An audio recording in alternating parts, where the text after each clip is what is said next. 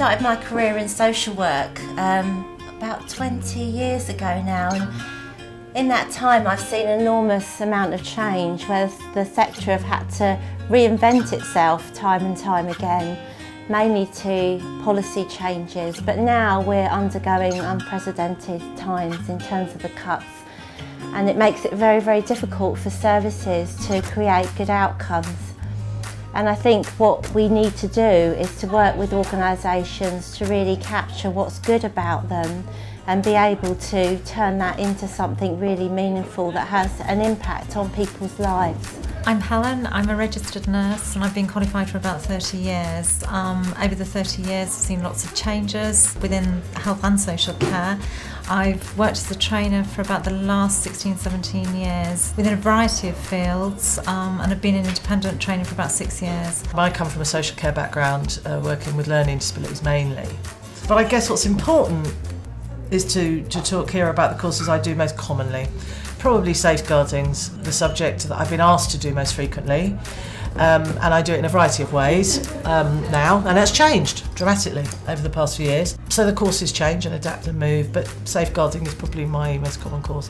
Of course, if you do safeguarding, you also do Mental Capacity Act, and I do that a huge amount, and then I'll do DOLS. So those three other common courses, but I also like to remind myself around practice, around person-centred planning and working with challenge.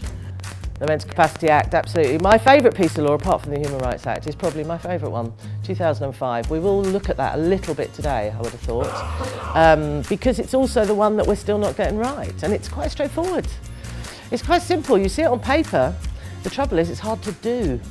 Our culture of care wasn't ready for that law change. When that happened in 2005, there was no organisation ready for it, particularly in the health service, for instance, where decisions are being made for people, at people, all the time, by people who have reached the pinnacle of their sort of genius and in high status, like consultants, who are often wonderful and we respect them, and they're doing great jobs and life and death decisions, but often illegally now, and still kind of failing to recognise the Mental Capacity Act. And we're doing the same in social care. There's a select committee been reviewing the Mental Capacity Act for the past 2 years, and have said that we are failing abysmally. There are things that we can do very well, but when it comes to weighing up risk against somebody's right to make unwise decisions, we tend to just remove their right to make them. And we can't, because we have the right to make our own decisions. And if we have the right to make our own decision, even if we have capacity issues, we have the right to stay at the centre of our decision making, and that's what's vital. It's massively important, and it's only when you're disempowered actually and people are making decisions for you that you really know what that feels like. It's an awful position to be in, so it's a really important one. I mean, I think that policies don't drive practice, people drive practice, you know, and values aren't in mission statements, they're in people, you know, and we work with people. We work with people to try and achieve good outcomes. And you know, the way that we do that changes all the time because our sector changes all the time. So we also, as an organisation, have to continually be reinventing ourselves and finding new ways of working to inspire and encourage people to really have meaning in their job. And I think a lot of people waste a lot of money on training.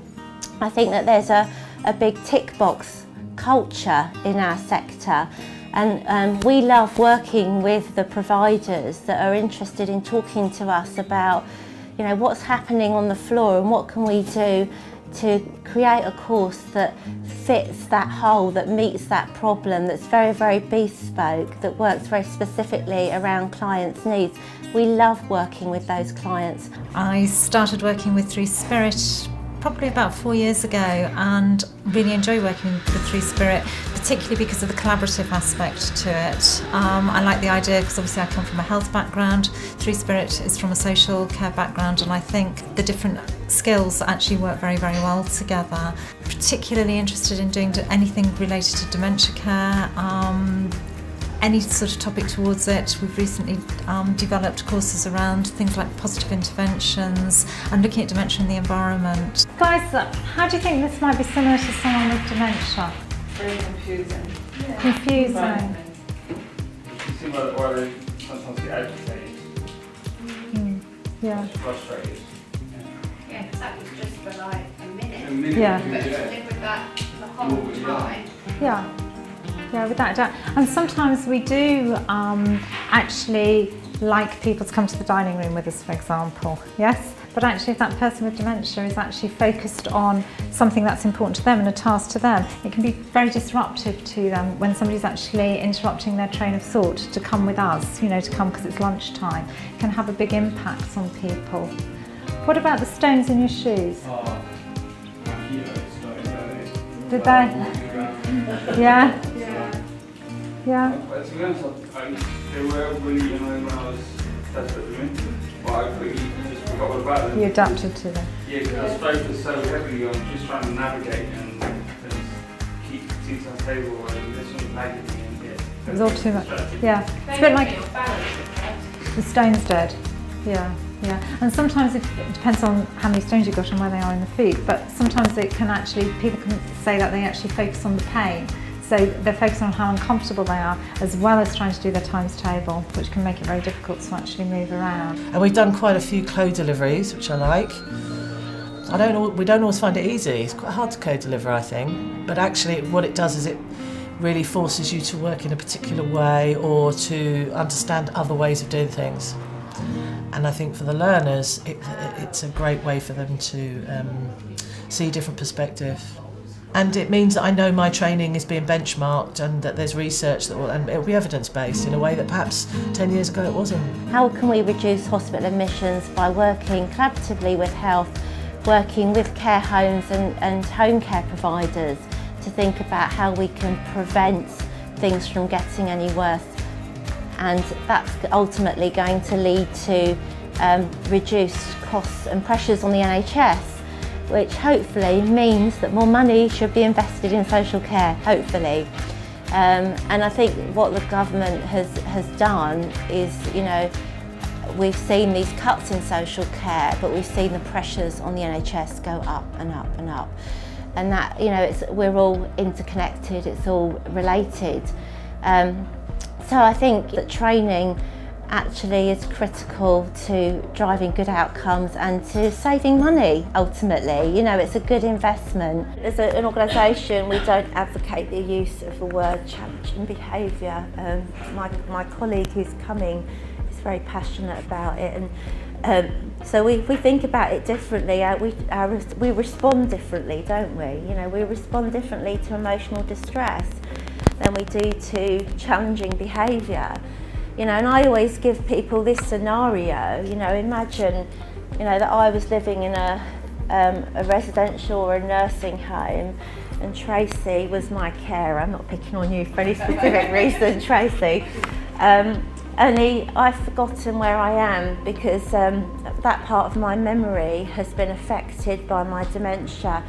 And not only have I forgotten where I am, I've also, the part of my brain, the temporal lobes here that recognise faces are also damaged. So when Tracy comes in, I don't recognise her. I get a feeling or a sense of who she is, but I don't actually recognise her. And I don't know where I am. She's coming towards me to give me personal care, and I've also lost my language skills because the part of my brain that's responsible for my language skills is also affected. So here I am, I don't know where I am, I don't know who she is. Tracy's coming towards me, I can't explain to her or ask her what's going on. Tracy's coming over to me to take my clothes off, to give me personal care. How would you respond in my situation? Yeah, it's survivalism, isn't it? It's survivalism, and I think what's happened in the past is that we've never really understood different perspectives very well. It's a lack of training. People are trying their best, Our workforce is trying their best, often very, very low pay. But we haven't always had the skill sets to support what is a very complex situation. People think that training is a costly expense, and I guess my role within Three Spirit is to get people to understand the return on investment and the return on investment that we understand because of the impact assessments that we've done. Good training should save services money, and from every business is interested in the bottom line, even in social care, you know, in private industry as well as in local authority. You know, there are key performance indicators, but ultimately cost is one of them, and how we can use training to get people to work more efficiently. You know, training can help us to, for example, reduce infection outbreaks. It can help us to handle and reduce safeguarding incidences. And in fact, if we have safeguarding training, our safeguarding alerts should go up, but actually the way that we manage and the way that we investigate those processes ultimately down the line will save us money. And through dementia training, and a bulk of our work is dementia training, actually what we see and what we understand is that poor mental health is associated with poor physical health, and because dementia being a very vulnerable condition psychologically potentially, what we need to do is work with people in a very therapeutic way, and by working with people in a very therapeutic way we're going to make sure that people are more independent, more able, more mobile, less likely to have pressure sores, to have infections, to have ill health. You know, so there is a correlation between, you know, the training that we do and the outcomes that are achieved.